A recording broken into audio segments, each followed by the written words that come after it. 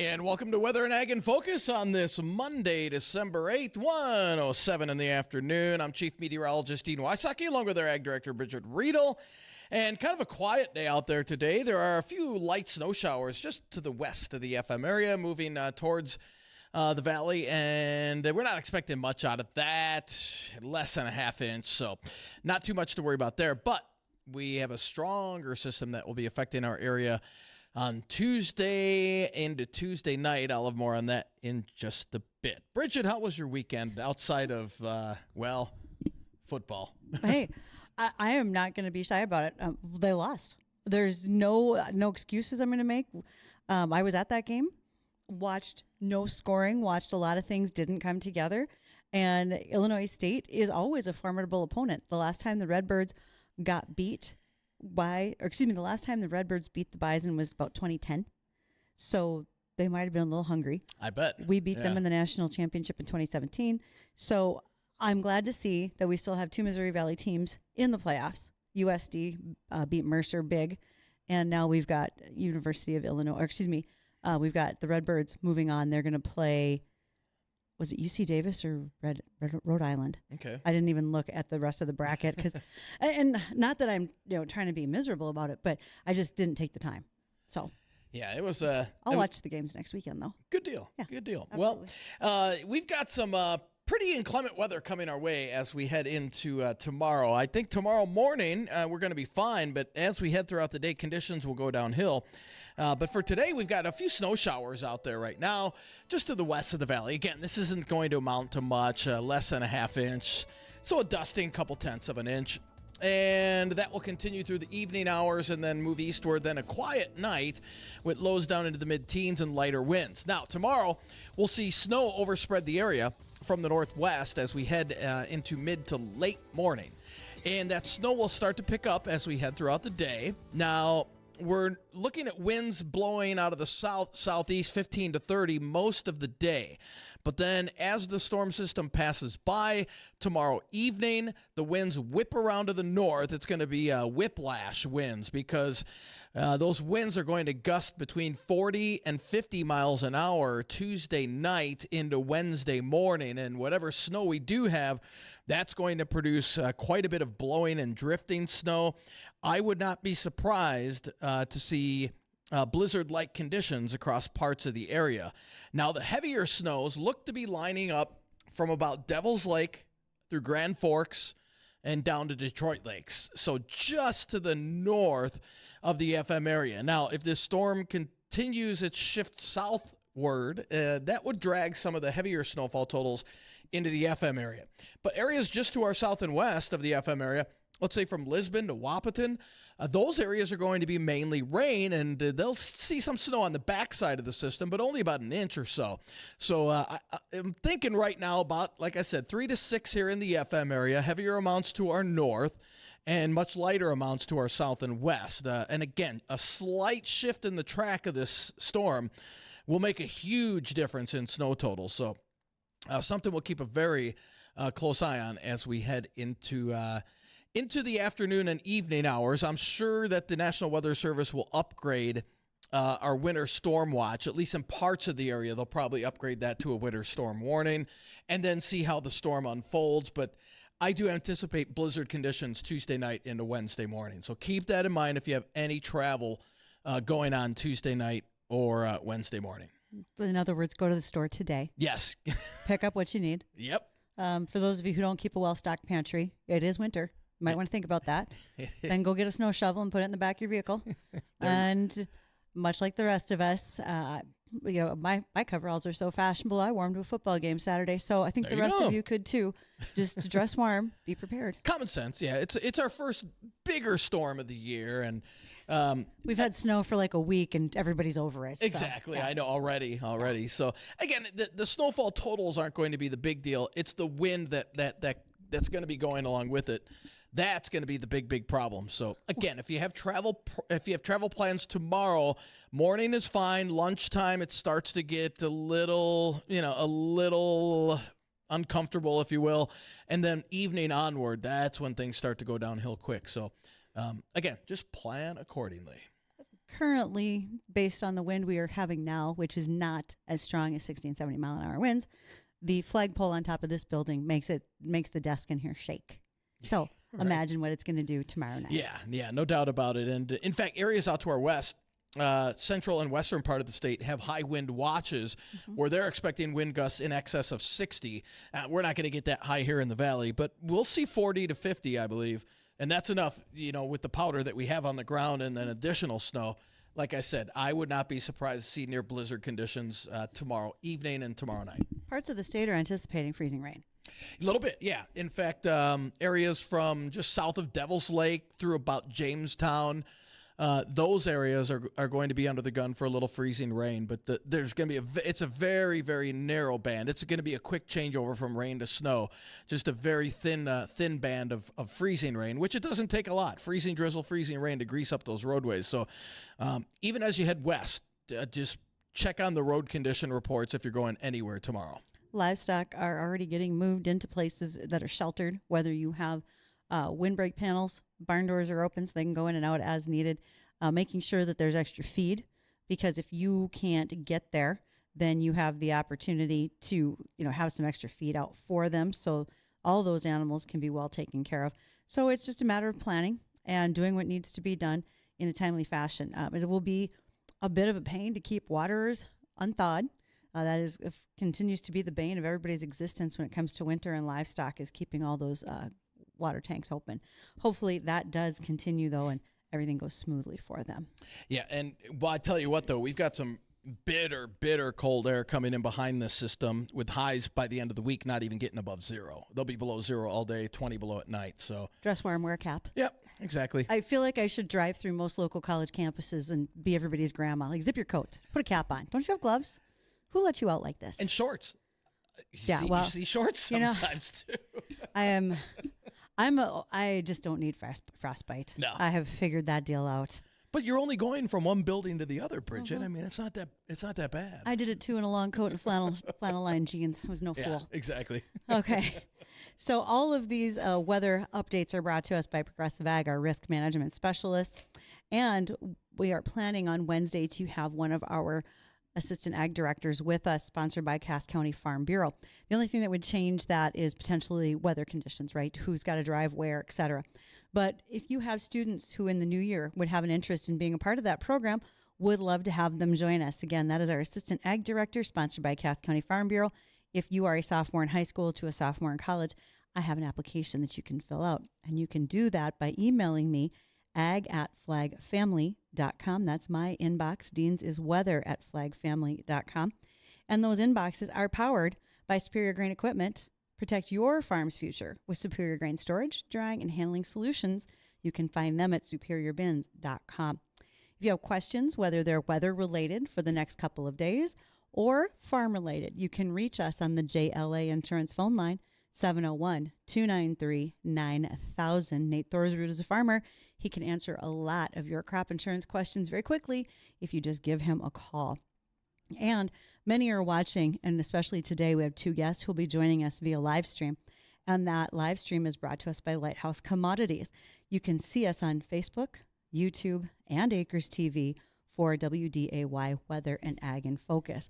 Speaking of inboxes, have you answered all the questions from Friday's weather special? Not even close. Looks like you're going to be working late today. Yeah, so, just have patience this week. I've got to focus on this storm system first, and then once this storm passes by, we'll start getting to those as we head into Wednesday, and a lot of them are travel for, January, February, such. So booking plane tickets. We'll get to them this week. I know the one I felt bad was the one asking what the weather was going to be like in Nashville. It's like, well, I won't have to answer that now. Oh, yes, you do. There are a lot of people that are still going just to watch the playoff. I mean, if you're it doesn't matter if they're in it or not. Oh, yeah. If you're a dedicated football fan for FCS, you're probably going to go. You want to check out the venue. Why not go to Nashville? Everybody does. It's like the new Vegas. And I think we're still going to see a tremendous representation of the green and gold during the Natty Championship in Nashville in January 6th. And it'll be warmer than it is here. So yeah, but not a lot. I mean, you're saying the 40s and 50s and damp. That's no fun. Awesome. I know. It's doable, and it's maybe a little bit better than here, but it's not like Arizona or Texas. No, that's That's the place to go. Although Texas lies. Every year we go down there for the national championship and they're like, yeah, it's 50 degrees. No, this is not a 50-degree day, people. I don't care what you think. Nice try. One thing that is going on, though, is Mexico has raised their tariffs about 210% on sugar imports from countries where they do not have a trade deal. Part of their plan is to protect their domestic industry from falling prices. That measure has taken effect. It affects tariffs of 156% and 210% on cane, refined liquid sugar, beet sugar, and syrups. And this has been the move as a way to stave off distortions in their international trade. And this measure will affect countries like Brazil, which is one of the main exports of sugar to Mexico. So, as Mexico confirms their trade negotiations on the U.S.-Mexico-Canada Free Trade Agreement next year, we'll see if that changes or what other tariffs may be implemented. We are going to have an opportunity to take a listen to the livestock report from the American Ag Network. When we return, we've got some folks joining us. We're talking about greenhouses. Because in this time of the year, you normally don't think about what's happening. If you have one built, what do you have growing in it? But these guys have some answers for us, and we'll talk about that when we return.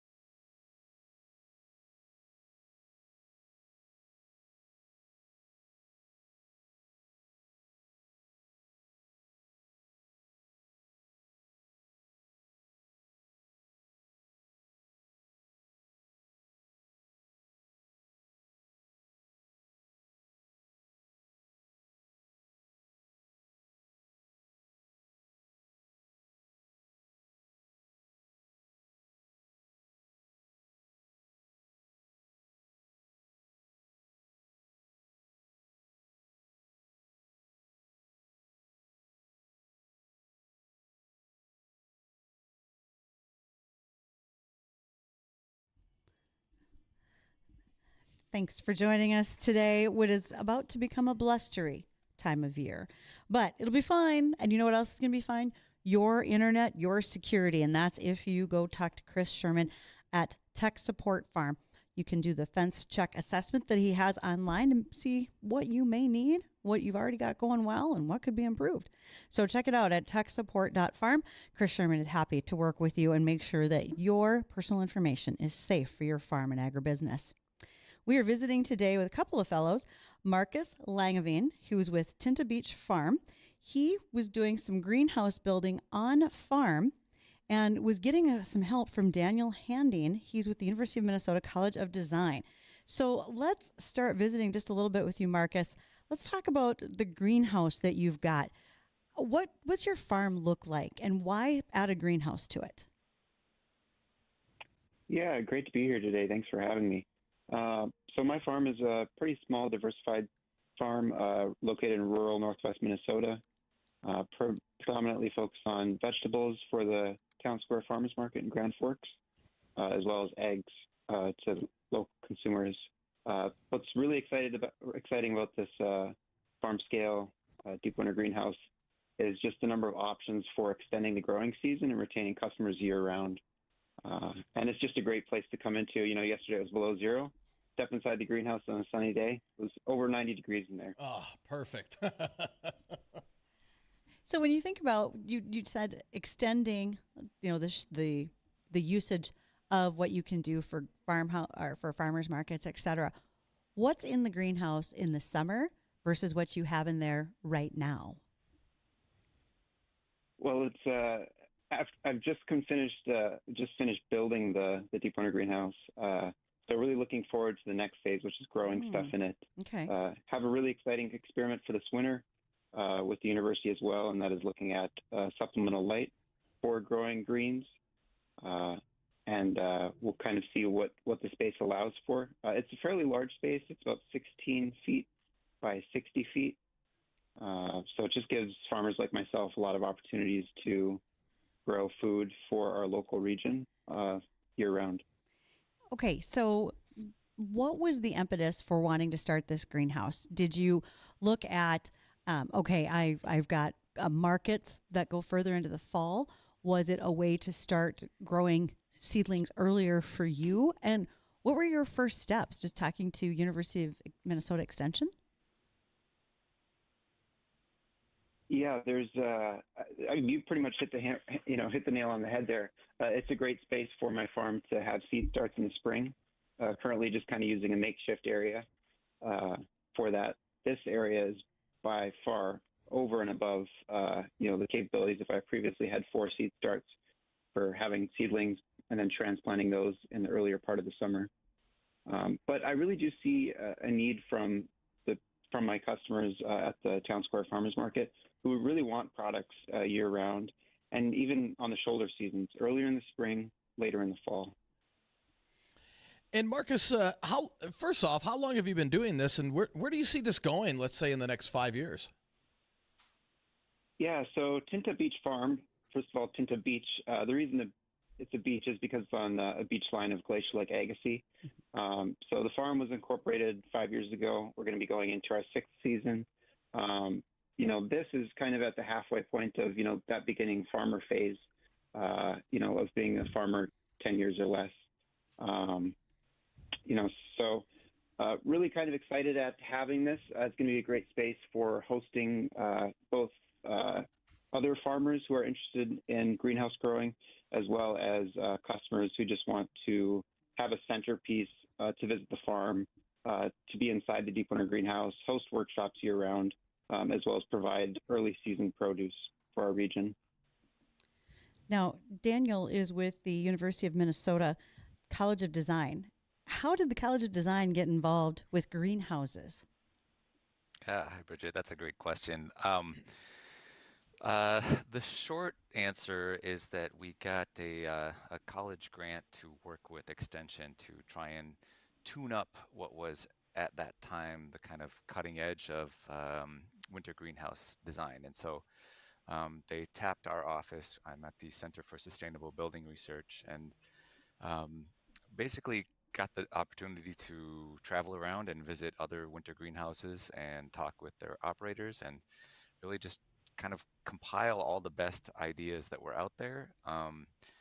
Also spoke with a bunch of engineers and um, put together what we thought was the best kind of synthesis of winter production, low energy consumption, and constructability, and constructability from both a building durability and a cost standpoint.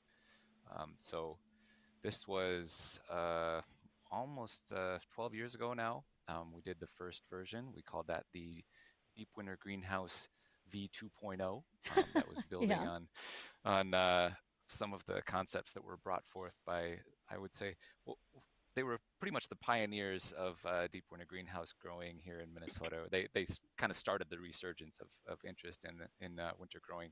Carol Ford and Chuck Weibel, based out of Milan, Minnesota, and they had published a book, but we kind of wanted to advance the knowledge and really get the concept out there a little broader. And so Extension um, said, "Hey, let's come up with a new design and try and build some of these." And so we built five of um, that first design across the state, one in each of the regional sustainable development partnership regions in Minnesota, and worked with farmer producers to build them. And then we got the chance to instrument some of them and basically try and keep track on how much energy they were using, how much temperature differential there was, and what people were growing in them. So really looking at a very diverse set of data on these. Yeah.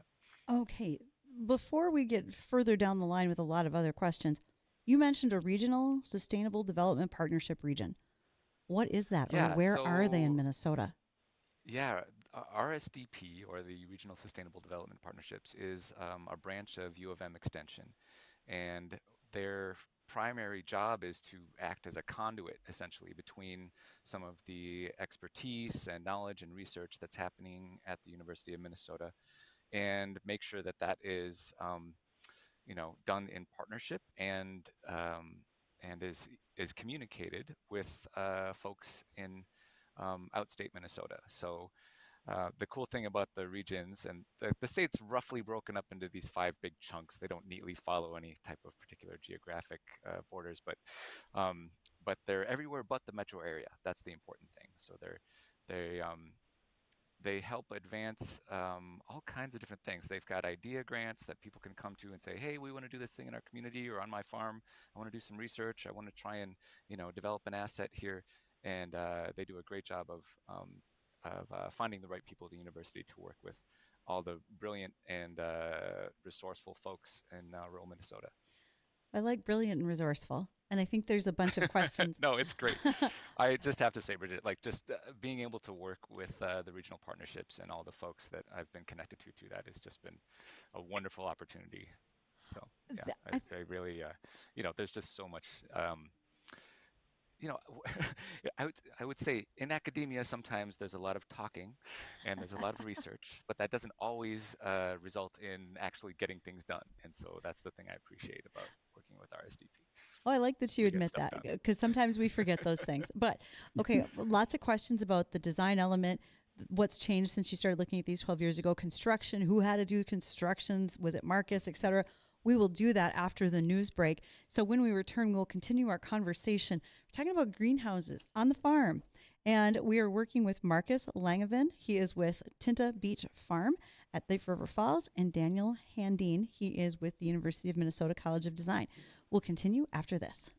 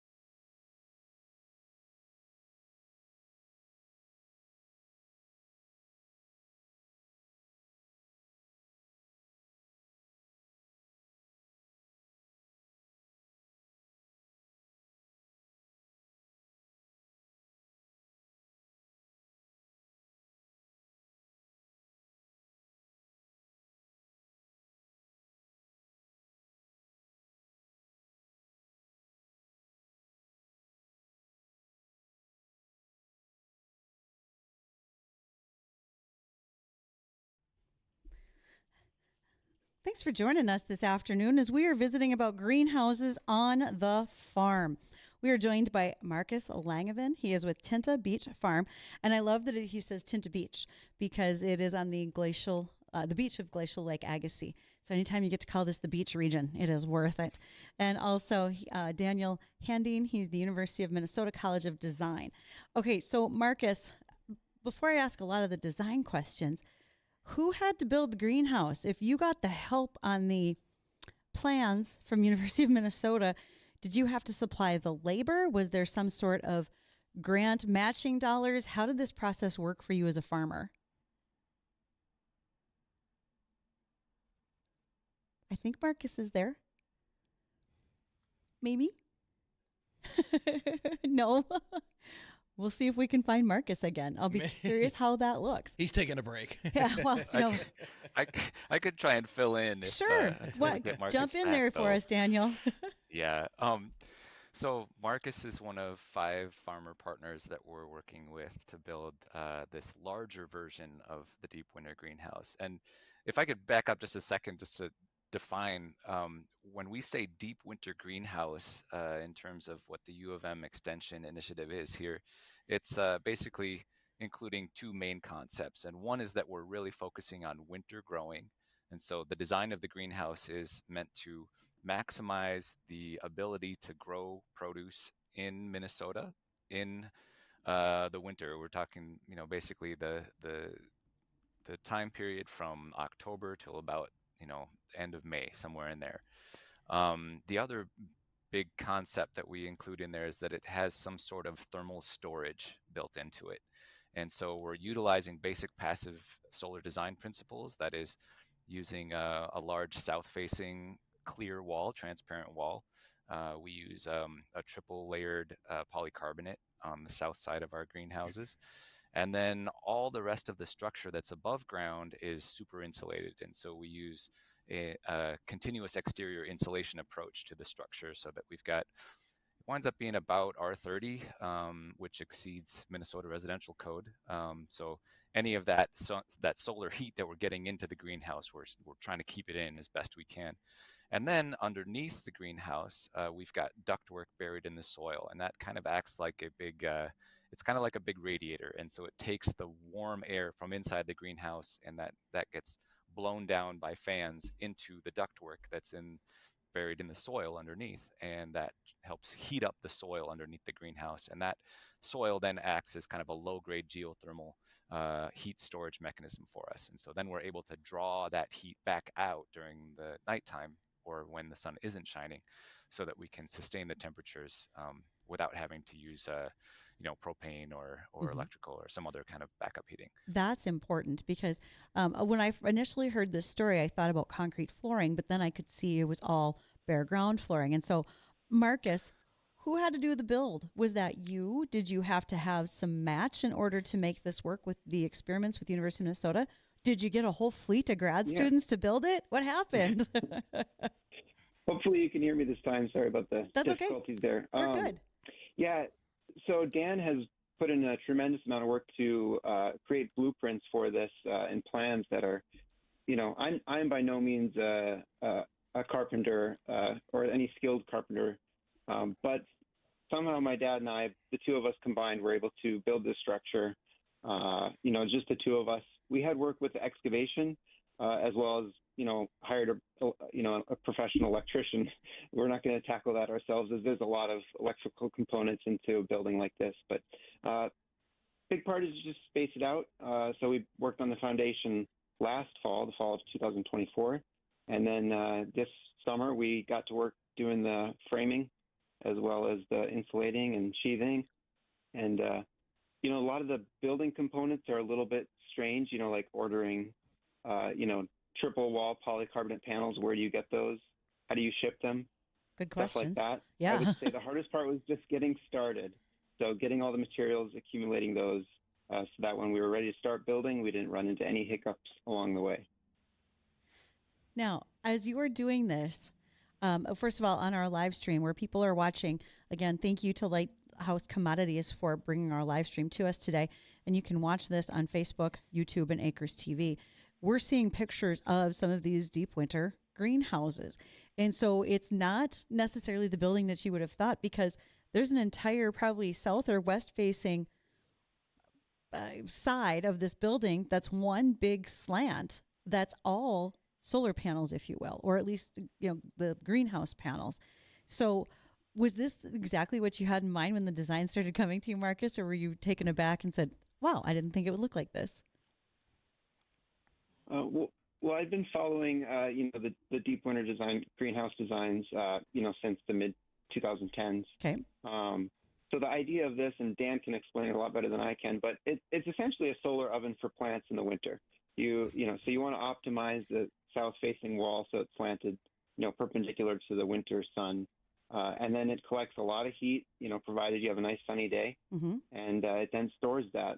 So yesterday I was able to get, above 80, 90 degrees in there, and then the fans kick on at a certain point, and that heat is then stored and released throughout the night. So the temperature inside the deep winter greenhouse stayed above 40 degrees with no additional fuel, propane, or heat source besides just the electrical fans running.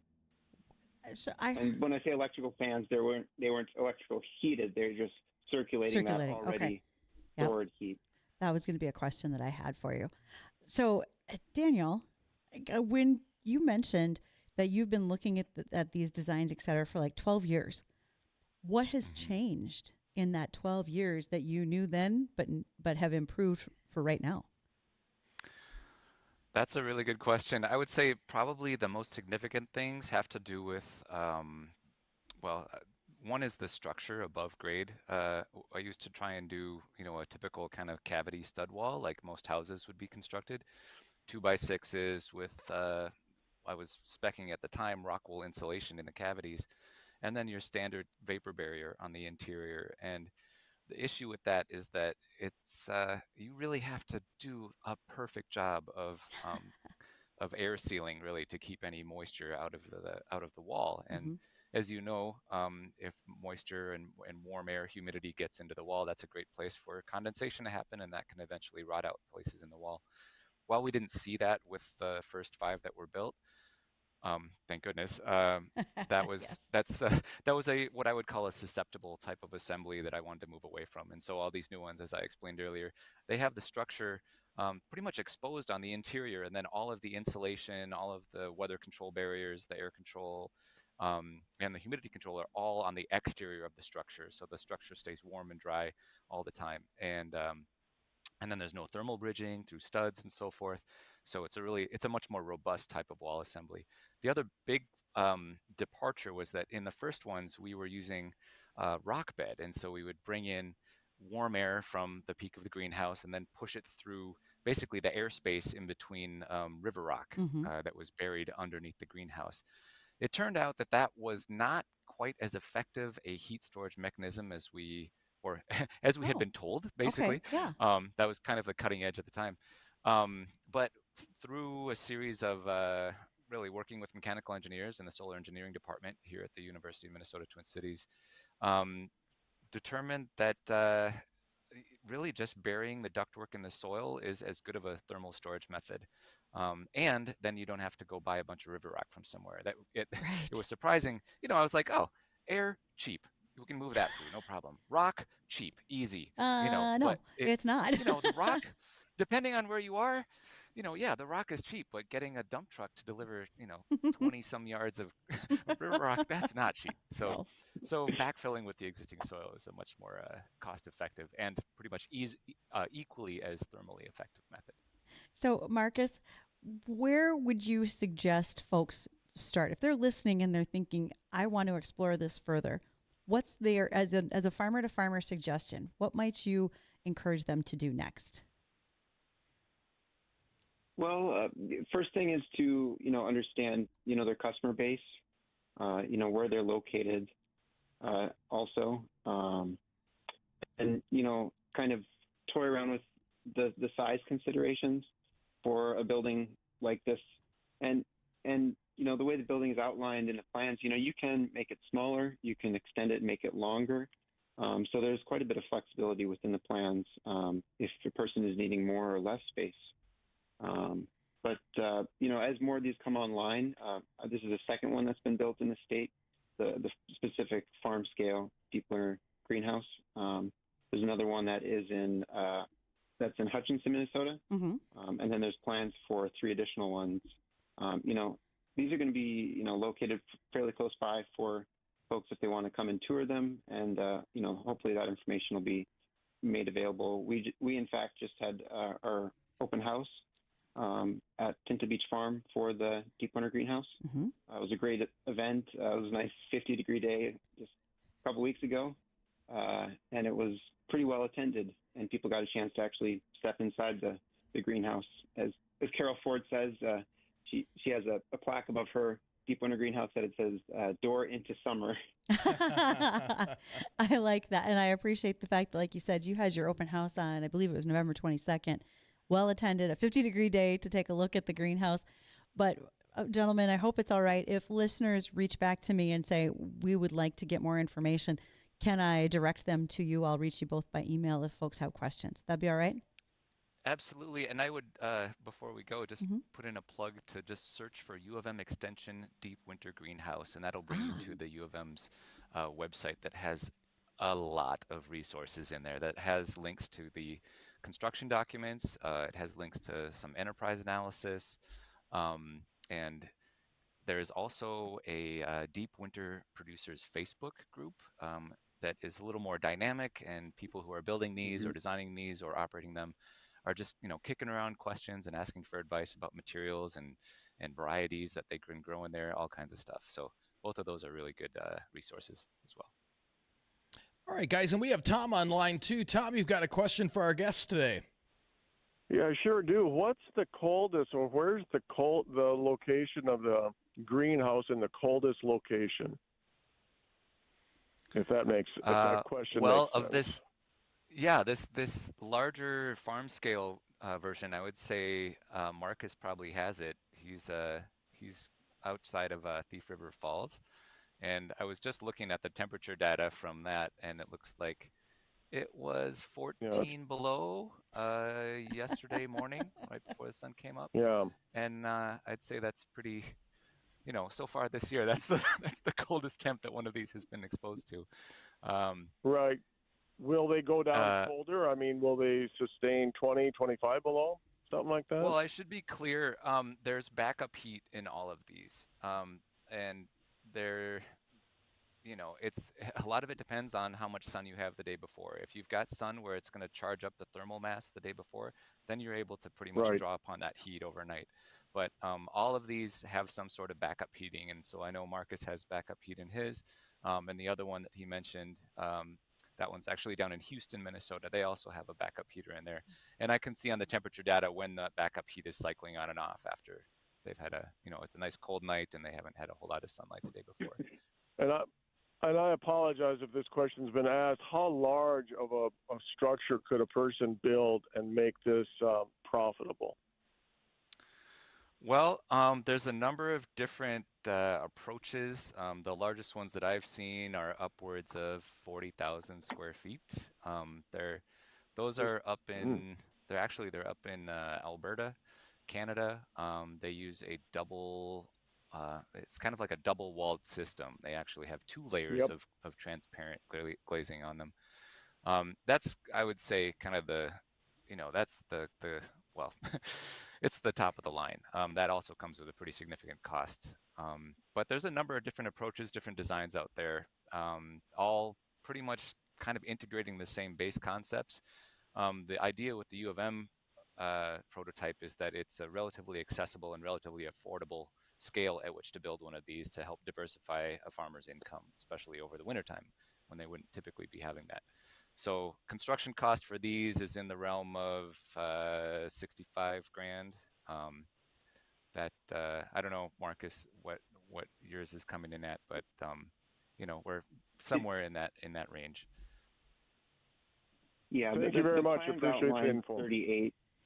But yeah, you're going to save a lot if you can build the structure yourself, for sure. Yeah. Yeah, that's a good point. Marcus did a lot of the building himself, did a lot of the labor, so that's, that was almost half of the other one that actually hired out the construction of their greenhouse. You guys have been great at answering questions today, and we really appreciate it. And thank you to Tom for taking advantage of the JLA insurance phone line at 701-293-9000. When we return, we want to make sure to touch on what's going on with weather because it's going to be a little rough for the next day or two. So stay tuned, and thank you again to Marcus from the Tintah Beach Farm and also from Daniel with University of Minnesota College of Design. We'll return.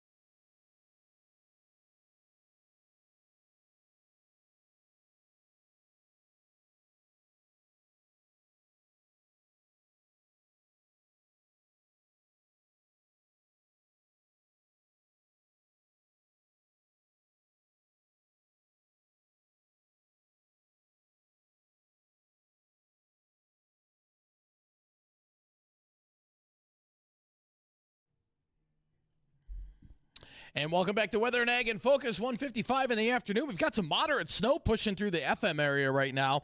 It's just about ready to end. This should be done by about 2:15.